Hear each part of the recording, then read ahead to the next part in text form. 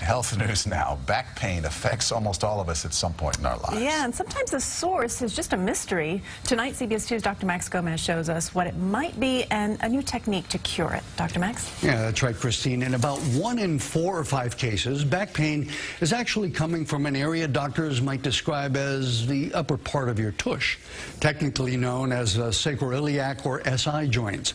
If that's the pain source, there's now a minimally invasive way to fix that pain. Karen Charles knows back pain. She's had multiple spine operations, herniated discs, vertebral fusions, nerve ablations, but this pain was different. It was over here, like where your hip is, in your back, and it was a sharp pain, almost like someone shot a bullet into you. Turns out her pain was different. It was coming from her sacroiliac or SI joint. It's where the sacrum at the bottom of the spine joins the pelvic bones. This joint shouldn't move.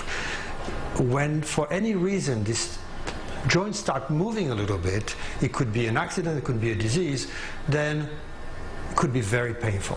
When physical therapy and injections fail, surgery to fuse the SI joints was a last resort because it was a major operation with many possible complications and long rehab.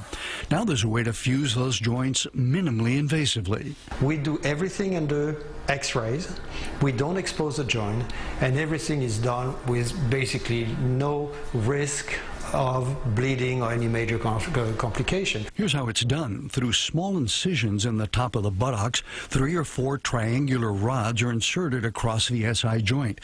That fuses the joint, stopping the motion that caused the pain. Even more amazing is the recovery time. Karen went home the same day of her surgery. I slept in the car on the way home. We had a little kid's mattress in the back seat. A 2-year follow-up Dr. Bitan just published shows that Karen's experience was fairly typical and pain relief is lasting. I never needed a pain pill.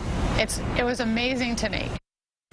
Now the trick here is figuring out that it's the SI joint causing the pain as opposed to a herniated disc, for example. And not everyone needs surgery for SI joint pain, of course. Now here's what one of those rods looks like, a rough surface on a triangular rod, and that helps the bone grow in and fuse. It stops the movement. Wow. It fixes the pain. That little thing, huh? Just pop it in. It's amazing. A little more complicated. Okay. Thank you, doctor.